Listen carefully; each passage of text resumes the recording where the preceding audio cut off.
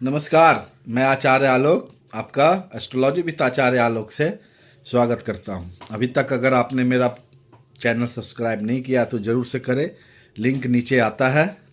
सूर्यदेव कहते हैं कि ज्योतिष की पराशर ज्योतिष, जैमिनी ज्योतिष, भृगुनंदिनारी ज्योतिष, इस तरह से बहुत सारे शाखा हैं। उसमें से जैमिनी ज्योतिष का जो मैंने नाम लिया वो भी बहुत महत्वपूर्ण है और इसका आधार जो है वो कारकत्व पे है।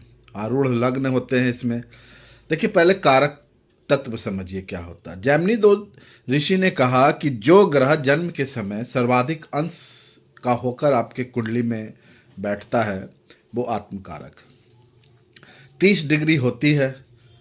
एक राशि में एक ग्रह जो जिसकी जितनी राशि में जैसे शनि है वो 2.5 साल रहते हैं, उनकी गति धीरे होती है। बृहस्पति 1 साल रहती है तो उनके हिसाब से डिग्री उनकी गति धीरे होती है। चंद्रमा बहुत तेज़ी से 2.5 दिन 2.25 दिन में ही वो राशि परिवर्तन कर लेते हैं तो उनकी गति तेज होती है।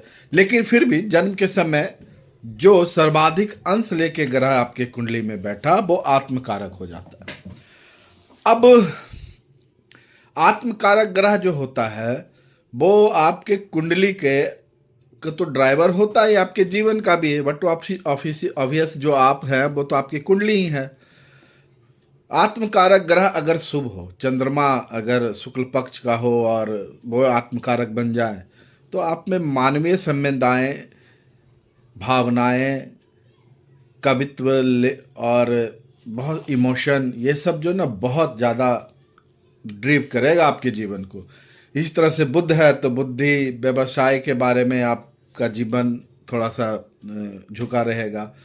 तो शुभ ग्रह जिस नेचर के होते हैं उनका जो नैसर्गिक कारकत्व है और वो आत्मकारक बनते हैं तो उस तरह का फल आपके जीवन में होगा।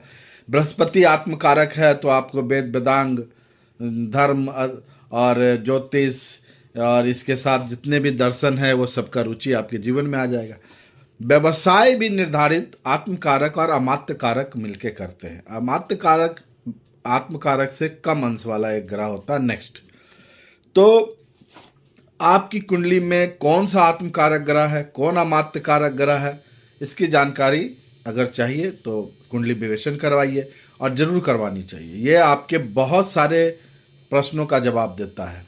अगर आप रोग के बारे में जानना चाहते हैं, व्यवसाय के बारे में जानना चाहते हैं, आयु के बारे में जानना चाहते हैं, संतान के बारे में जानना चाहते हैं तो जैमिनी ज्योतिष, जैमिनी सूत्र बहुत महत्वपूर्ण भूमिका निभाता है।